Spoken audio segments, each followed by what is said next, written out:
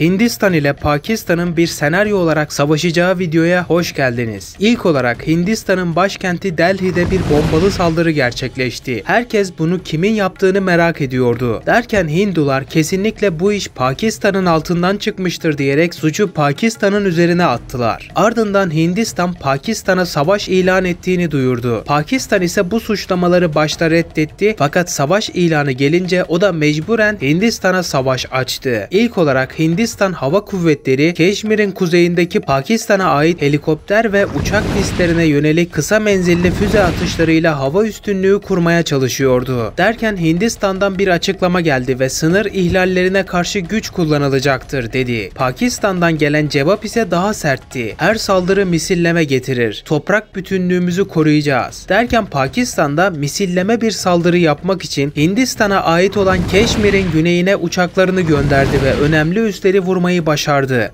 Hindistan'ın bu arada bir planı vardı. Donanmasını Umman denizine gönderdi ve böylece Pakistan'ın bu denize açılmasını önlemek istiyordu. Pakistan Deniz Kuvvetleri ise Karachi kenti açıklarında devriye görevine çıkan savaş gemilerini hazır tutuyordu. İlk karşılıklı çatışma denizde başlamıştı. Bir Hint gemisi Pakistanlı bir savaş gemisini hedef kitleme yaptığı iddiasında bulunarak füzeyle etkisiz hale getirdi. Pakistan ise elektronik harp sistemlerini kullanarak burada dolaşan bir Hindistan savaş gemisini hackledi ve ardından kıyı üzerinden füze fırlatıp bu gemiyi vurdu. Bu olaylar yaşanırken medya anonsları kaosa dönüştü. Her iki ülkenin de liman kentlerinde büyük panik vardı. Herkes bulunduğu bu bölgeleri bırakıp başka yerlere göç etmeye başladı. Ancak bu sırada kara harekatı hazırlıkları yapan Pakistan ve Hindistan orduları Keşmir'de karşılaştı ve askeri güçlerin karşı karşıya gelmesi sebebiyle yoğun çatışmalar başladı. Bu çatışmalar günler boyunca sürdü ve ardından ilk etapta Hint orduları Keşmir'in doğu sınırlarından ilerleyişlere başlarken Pakistan ordusu ise Batı Keşmir çevresinden toprak alıyordu. Her iki tarafta kazandıklarını geçici ilan ederken kayıplar ise hızla rapor ediliyordu. Buna göre bir haftalık kara çatışmaları sonucu Pakistan 544, Hindistan ise 769 askerini kaybetmişti. Fakat bu karasal çatışmaların devam ettiği sırada hava savaşı cephesinde de hareketlilik vardı. Hindistan'a ait savaş uçakları Lahore ve Multan isimli Pakistan kentlerine yönelik hava harekatına başladı. Pakistan Hava Kuvvetleri ise hemen devreye girerek hava savunmalarının iyi çalışması sonucu bir Hint Su-30 uçağını vurarak düşürmeyi başardı. Bu arada müttefik dengeleri hemen devreye girdi. Çin, Pakistan'ın yakın müttefiğidir ve birbirlerini severler. Hindistan ise daha çok ABD tarafına yakındır. Bu sebeple ilk etapta Çin Halk Cumhuriyeti müttefiği Pakistan'a istihbarat desteği vermeye başladı. Bu sayede Çin'in verdiği bilgi sayesinde Pakistan, Delhi'deki çok önemli bir Hint askeri üssünü vurarak imha etmeyi başardı. Böylece Pakistan Çin'e teşekkürlerini sundu. Bu önemli üssün vurulmasından sonra Hindistan'ın Keşmir bölgesine asker gönderimi aksadı ve yavaşladı. Bunu fırsat bilen Pakistan ise buraya daha fazla askeri güç gönderdi ve böylece Hindistan'ın ilerleyiş gösterdiği bölgeleri durdurarak geri kurtardı. Pakistan'ın askeri ordusu Keşmir üzerinde hızla ilerlerken Amerika Birleşik Devletleri'nin de Hindistan'a önemli bir istihbarat vermesi gündeme geldi. Çok geçmeyecekti ki ABD Hindistan'a bu istihbaratı verdi. Ardından Hindular da Karachi kentindeki Pakistan'a ait önemli bir askeri üssü füzelerle havaya uçurdu. Bu arada Türkiye ve Azerbaycan da Pakistan'ı kesinlikle yalnız bırakmayacaklarını belirttiler. İran ise tarafsız bir tutum sergiliyordu ve tarafların barış yapması için çalışıyordu.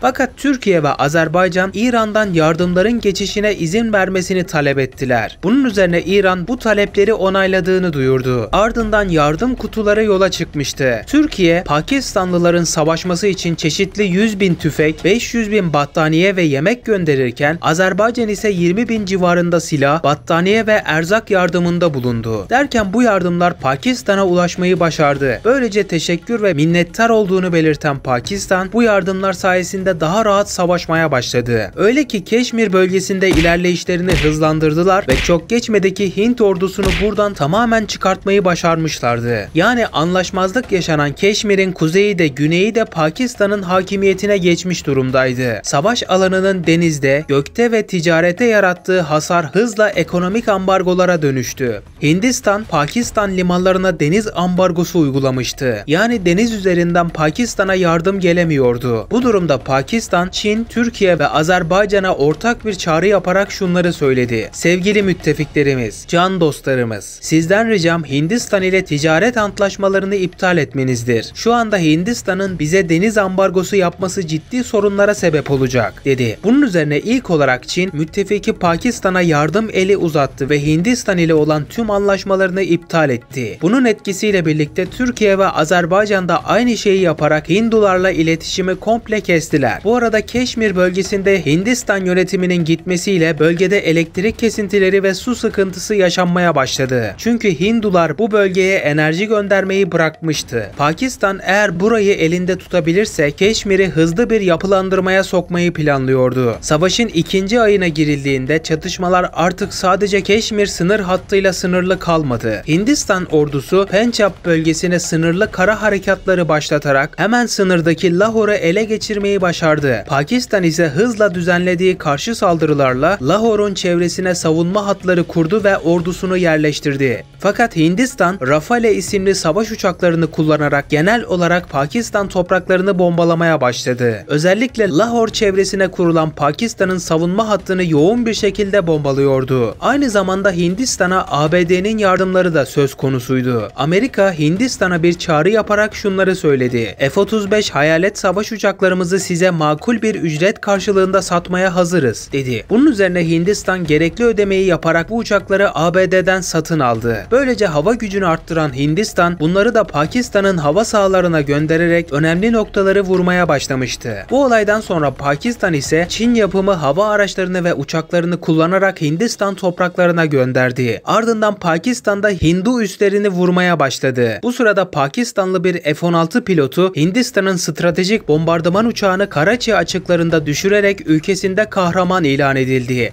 Ancak aynı gün Hindistan hava savunma sistemleri başkent Delhi'ye yaklaşan 3 Pakistan jetini vurdu. Taraflar kayıpları gizlemeye çalışsa da dünya medyası yıkılmış uçakların enkaz görüntülerini yayınladı. Bu arada Umman denizinde de tansiyon giderek artmaktaydı. Hindistan'ın oldukça maliyetli olan uçak gemisini buraya konuşlandırmasından sonra Pakistan fırsat bu fırsat diyerek gizli denizaltılarını gönderdi ve çok gizlice bu uçak gemisine yaklaşarak yakından attığı torpido füzeleriyle büyük hasar verdi. Böylece Hindistan'a ait bu uçak gemisinin yok edilmesiyle büyük bir maddi kayıp yaşatıldı. Bu arada Hindistan'ın gündeminde bu uçak gemisi varken Pakistan kıyılarına uygulanan Hint ambargolarını delmek için büyük bir deniz filosu hazırladı ve böylece Hindistan gemileriyle karşılıklı bir deniz savaşına başladı. Füzeler havada uçuşuyordu ve her iki tarafında füzeleri birbirlerinin gemilerine isabet ettiğinden hızla donanma kayıpları yaşıyorlardı. Bu sırada Hindistan buradaki deniz kıyısından Pakistan'a askeri bir çıkartma gerçekleştirdi. Fakat Pakistan'ın ordusunu burada hazır bulundurmasıyla bu girişim bastırıldı ve Hint ilerleyişi durduruldu. Hemen sonra da Hint işgal gücü tekrar Pakistan topraklarından çıkartıldı. Bu arada Pakistan'dan Hindistan'a bir ultimatom geldi ve şöyle diyordu.